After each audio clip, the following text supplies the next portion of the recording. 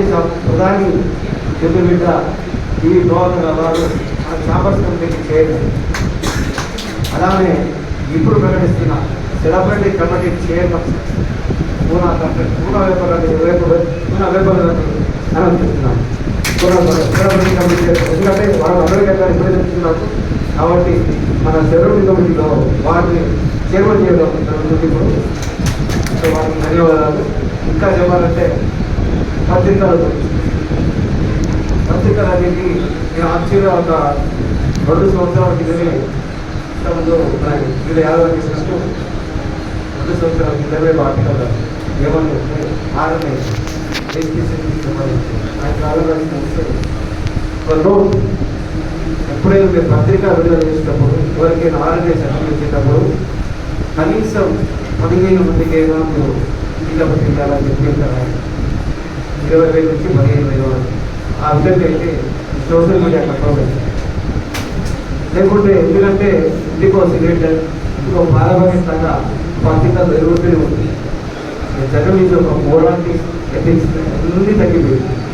Journalist అంటే చిన్న చూపు ఎందుకు ఏంటంటే పుట్టగొడుగులా వదిలి ఉంటుంది. ఎక్కడ ఎవరు జర్నలిస్ట్ నిజంగానే తెలుస్తుంది ఎవరే కానీ జర్నలిస్ట్ సమయం ఇక్కడ మధుమామైపోతుంది. జర్నలిస్ట్ ఒక వాల్యూబుల్ నువ్వు ఇంత బెల్లాలు పడుతున్నారు సరే వేసుకోవాలన్న ఇంత కోపడతాడు బెల్లాలు ఏం తీసుకొస్తున్నావు ఇంటికి డబ్బే డబ్బులు అసలు ముఖ్యమైనది డబ్బు లేకుండా ఏం చేయలేదు. మనీ ఇవ్వడు మనీ కన్నా ఇలానే కాబట్టి మీ అందరికీ నేను చెప్పదలసి ఉంటే కార్పొరేట్ ఫండ్ ఏర్పాటు చేస్తాను దానికి మీరు అలానే మీకు హెల్త్ ఇన్సూరెన్స్ ఇస్తాను చెప్పిన దానికి మీరు వస్తున్నారు. ఎందుకంటే మాకు ఏమంటారు ప్రభుత్వం ఇచ్చిన వైద్య కార్డు మాకు వైద్య కార్డ్స్ ఉంటే మాకు వస్తుంది. మీకు ఏం కావాలో చెప్పండి చేయడానికి నేను అడిగి నాకు చెప్తాను 100%. అంటే ఇటువంటి ప్రమాదకరమైన వ్యక్తులు ప్రధానమంత్రి అంటే చాలా మంది ఎన్ఆర్ఐ వాళ్ళు కూడా పార్టీ ఎందుకు పెట్టారు? దీని మీద రిపోర్ట్ మీరు చేస్తున్నారా?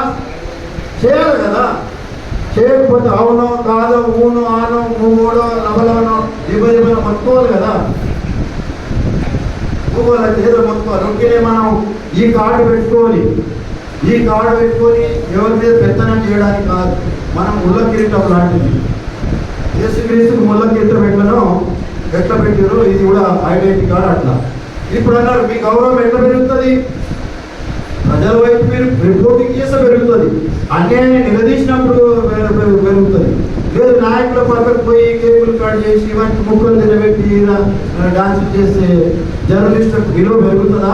రవీష్ కుమార్ను ఎన్డీటీవీ నుంచి మెడలో దొప్పారు అన్నారు నేను ఫుట్పాత్ మీద పెట్టుకుంటా అన్నాడు. ఈరోజు ఏది లక్షలు చూస్తున్నారు. ఆయనది పెడితే 5 గంటలలో 3 లక్షలు 4 లక్షలు.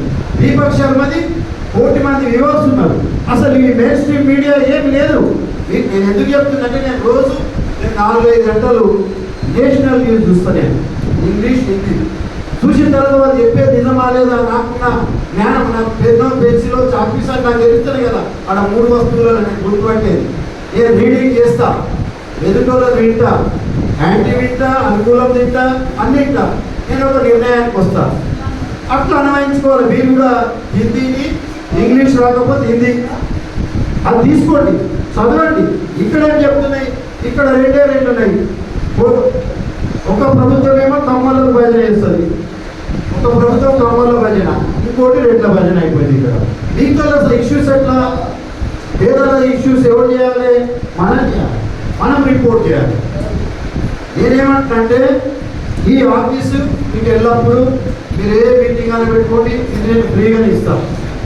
ఒకటి అలాగే మన జితేందర్ స్వాతంత్ర సంగ్రామం నడిపించినటువంటి చరిత్ర మన విలేకరులు ఉన్నటువంటి విషయాన్ని కూడా మరొకసారి మీకు అందరూ తెలియజేస్తున్నా. ఈ పేపర్ అనేటువంటి చాలా మంది మధ్యలో పేపర్లను చూడంగానే చాలా తక్కువ చేసేటువంటి పరిస్థితి. కానీ ఒక పేపర్ సంబంధించి ఒక న్యూస్ రాయాలంటే ఎంత తెలివి పెట్టాలి, ఎంత ఆలోచన చేయాలి, ఏ రకంగా ముంగడు తీసుకోవాలనేటువంటి దాని మీద ముంగడుకోయేటువంటి పరిస్థితి. అది ఈ మధ్య మనం చూస్తున్నాం.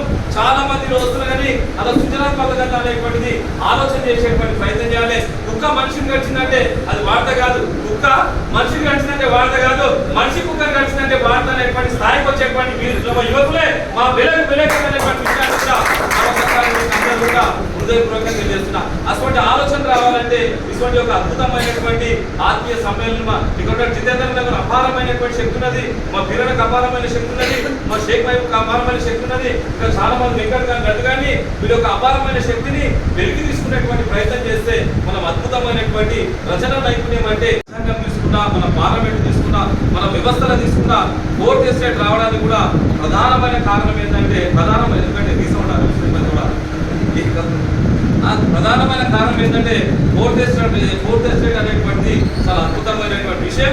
కానీ ఈరోజు ఫోర్త్ ఎస్టేట్ యొక్క పరిస్థితి ఏంటంటే బీటల్ బారేటువంటి పరిస్థితి. 4 పిల్లర్లు ఉండి 3 పిల్లర్లు మంచిగా ఉండి ఒక పిల్లర్ మంచిగా లేకపోతే బిల్డింగ్ మంచిగా ఏమైంది కుంగిపోయేటువంటి పరిస్థితి అది. ఈ రోజు ఫోర్త్ ఎస్టేట్ అనేటువంటిది ఒక పిల్లర్ అనేటువంటిది కుంగిపోయే ప్రమాదం ఉంది కనుక దాన్ని గలమెత్తి ప్రశ్నించి సమాజంలో ఉన్నటువంటి సమస్యలను ముందర తీసుకురావాలనేటువంటి దాని మీద తెలంగాణ యూత్ జర్నలిస్ట్ ఫెడరేషన్ అనేటువంటి సంస్థ ఈ రోజు తెలంగాణ రాష్ట్రంలో ఒక అద్భుతమైన శక్తిగా రావాలనేటువంటి కార్యక్రమం ఇదనేటువంటి విషయాన్ని కూడా హృదయపూర్వకంగా తెలియజేస్తున్నాం. ఈరోజు ఫోర్త్ ఎస్టేట్ అంటే మామూలు నుంచే కాదు, ఫోర్త్ ఎస్టేట్ వచ్చిందంటే ఆనాడు ఆంగ్లేయులకు అక్కడ ఉన్నటువంటి చదువు 2-3% కంటే ఎక్కువ లేదు భారతదేశ స్థాయిలో. ఆనాడే మన దగ్గర ఒక పేపర్ వచ్చేటువంటి పరిస్థితి, ఆ పేపర్ నుంచి మనం చైతన్యమై ఆంగ్లేయుల మీద కూడా స్వాతంత్ర పోరాటం చేసామంటే కూడా దానికి ప్రధానమైనటువంటి కారకులు ఎవరంటే మన పత్రికా విలేకరులు, ఆనాడు టీవీలో కానీ పత్రికలు కూడా చరిత్రకు ప్రతి చరిత్ర సృష్టించాలనేటువంటి దాని మీద విచ్చేసినటువంటి వివిధ గ్రామాల నుంచి విచ్చేసినటువంటి జర్నలిస్ట్ సోదరులందరూ కూడా మరొకసారి నా హృదయపూర్వకమైనటువంటి ధన్యవాదాలు చేసుకుంటా. మామూలు కాదు, ఒక జర్నలిస్ట్ కావాలన్నా, ఒక విలేకరు కావాలన్నా, ఒక కంట్రిబ్యూటర్ కావాలన్నా ధైర్యం ఉండాలి, విశ్వాసం ఉండాలి, నమ్మకం ఉండాలి. ప్రాణాన్ని కూడా సమాజం కోసం ఇచ్చేటువంటి నిజమైనటువంటి నికాసైనటువంటి విలేకరులే మా విలేకరులు అనేటువంటి విషయాన్ని కూడా మరొకసారి హృదయపూర్వకంగా తెలియజేస్తున్నాం. ఈ అద్భుతమైనటువంటి ఈ యొక్క కార్యక్రమంలోని మన సంగారెడ్డి జిల్లా చరిత్ర, తెలంగాణ రాష్ట్రం యొక్క చరిత్రను రూపురేఖను మాట్లాడేటువంటి దాని మీద మీకున్నటువంటి మంచి ఆలోచనతోని, మీకున్నటువంటి సృజనాత్మక శక్తితోని సమాజం ఉన్న స్థితి నుంచి ఉండవలసిన స్థితికి తీసుకురావాలనేటువంటి దాని మీద మీలో ఉన్నటువంటి కోరికలన్నీ కూడా నెరవేర్చడానికి ఒక అద్భుతమైన వేదిక. ఆ వేదికనే Telangana youth journalist federation. Youth అనేటువంటి ఎందుకు వాడుతుందంటే చాలా మంది ఏమంటున్నారంటే 60 ఏళ్ళు 70 ఏళ్ళు కాగానే నువ్వు ముసలి అయిపోతున్నారు కానీ అంటారు. కానీ ఈ మాత్రం చెప్తున్నారు ఏంటంటే తెలంగాణ యూత్ జర్నలిస్ట్ ఫెడరేషన్ లా ఎవ్వరు ముసలు కాదు, 100 సంవత్సరాలు కానీ యువత ఉన్నటువంటి కూడా హృదయపూర్వకంగా తెలియజేస్తున్నా. ఆ దానికి అధ్యక్షులైనటువంటి జితేంద్ర నన్ను చాలాసార్లు అన్నం చూస్తే సినిమా హీరో లేకున్నాడు అన్న నువ్వేం తెచ్చినటువంటి అని ఎప్పుడు చూసినా కానీ అదే నవ్వు చందమామల అక్కడిక్కడ సిగ్గుపడుతూ వచ్చాం. కానీ మా జితేంద్ర ఎప్పుడు కూడా నవ్వుకుంటా చాలా సౌమ్యంగా ఋతు స్వభావం ఉన్నటువంటి మా అన్న యొక్క సారథ్యంలో తెలంగాణ రాష్ట్రంలో విలేకరులు ఎదుర్కొంటున్నటువంటి అనేక సమస్యల మీద ధనపెట్టాలనేటువంటి దాని మీద, ప్రశ్నించాలనేటువంటి దాని మీద ముంగడికి వచ్చేసినటువంటి మా అన్న నవ యువకుడు.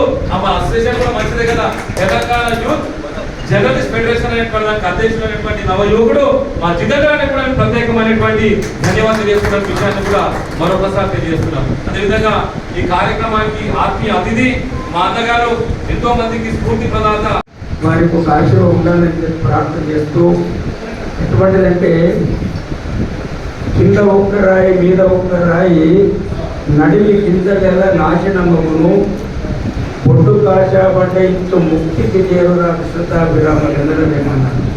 అర్థం ఏమంటే ఏదైతే ధార్మికమని కట్లాడుతున్నదో అది నాభిస్థానం. ఒక ఇసురు అవుతుందంటే